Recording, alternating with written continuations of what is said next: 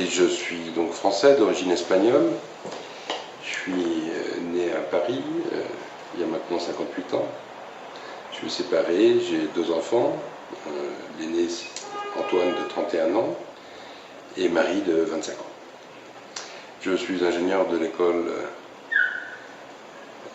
d'électricité et de mécanique industrielle de Paris, ingénieur électromécanicien.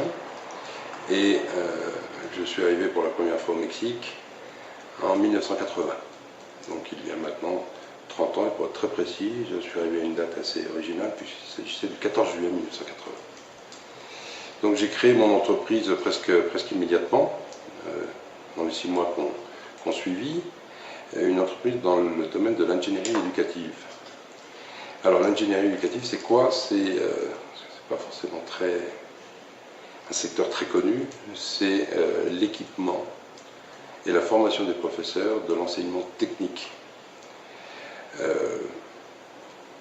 Pour illustrer un petit peu plus ce secteur, nous avons équipé plus de 1500 laboratoires multimédia de langue dans toutes les écoles mexicaines, mais nous avons aussi équipé la faculté de chimie industrielle de l'UNAM, la faculté des sciences agroalimentaires de Veracruz,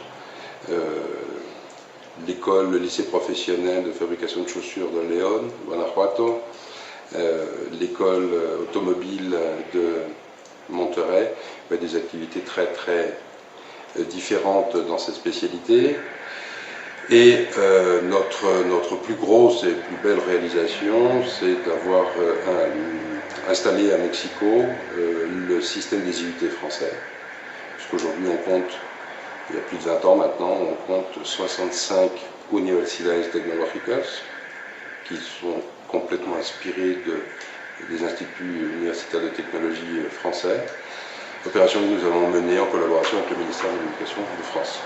Donc voilà en gros ce que j'ai commencé à faire il y a maintenant 30 ans et que je continue de faire ici au Mexique. Mon entreprise,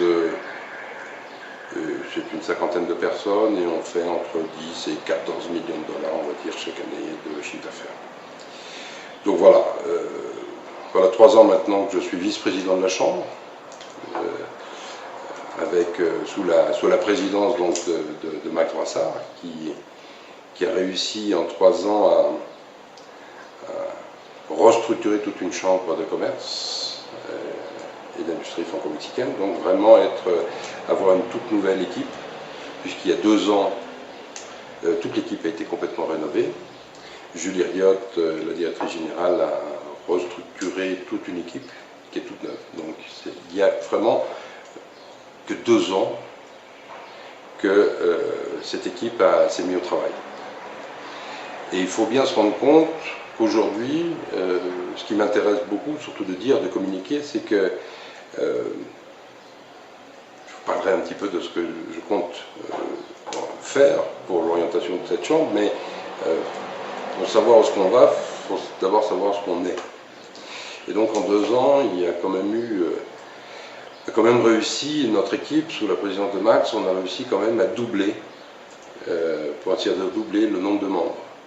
Alors ça ne se fait pas comme ça du jour au lendemain, même avec une nouvelle équipe, on a quand même doublé le nombre de membres. On a réussi à faire des événements, on a changé l'image de la chambre, on a donné un nouveau site web, on a donné une nouvelle image à cette chambre, une nouvelle dynamique. On a créé l'année dernière un forum qui a été un vrai grand succès, puisque 70 PME sont venus en 2009, en fin 2009. Pas sans savoir évidemment que 2009 c'était une année catastrophique, puisque ça a commencé d'abord par la grippe mexicaine, qui était d'abord mexicaine avant de devenir H1N1, ensuite la crise mondiale économique. Donc malgré ça, on a réussi quand même à faire venir 70 PME au forum. C'est un gros succès. Donc, fort de cette inertie, fort de cette nouvelle chambre, aujourd'hui, mon objectif principal, c'est évidemment augmenter la quantité de membres de la chambre.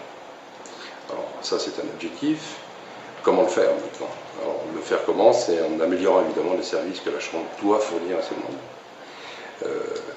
C'est surtout améliorer ses services pour conserver ses membres, parce que dans une Chambre, il y a quand même un certain pourcentage, on va dire, de turnover qui est très désagréable lorsqu'on est président de la Chambre, et qu'il faut essayer de diminuer. Il faut qu'on conserve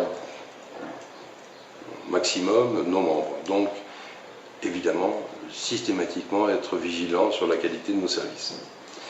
Et puis, évidemment, faire que ces services nous fassent venir beaucoup d'autres membres. Pour cela aussi, il va falloir professionnaliser beaucoup plus notre Chambre, être beaucoup plus proche des secteurs d'activité, de tous les secteurs d'activité, enfin tout au moins de certains secteurs d'activité, avec la création de la continuité de ce que l'on a démarré l'année dernière en créant des comités sectoriels. Je pense particulièrement au comité de la presse, au comité de la sécurité, au comité des PIMES, au comité de la santé. Ils sont là pour pouvoir élaborer une feuille de route dans chacun de ces secteurs et être à la fois un accélérateur de business pour les entreprises françaises de ces secteurs qui voudraient venir au Mexique, mais aussi à l'envers, dans l'autre sens, réciproquement. Nous sommes une chambre franco-mexicaine. Donc ce n'est pas uniquement la promotion de la France au Mexique, mais c'est aussi la promotion du Mexique en France. Et de toute manière, quand on fait la promotion du Mexique en France, on fait aussi la promotion de la France au Mexique. Et donc pour cela, l'année prochaine, c'est une année que nous devons pas plutôt rater, puisque 2011 c'est l'année du Mexique en France.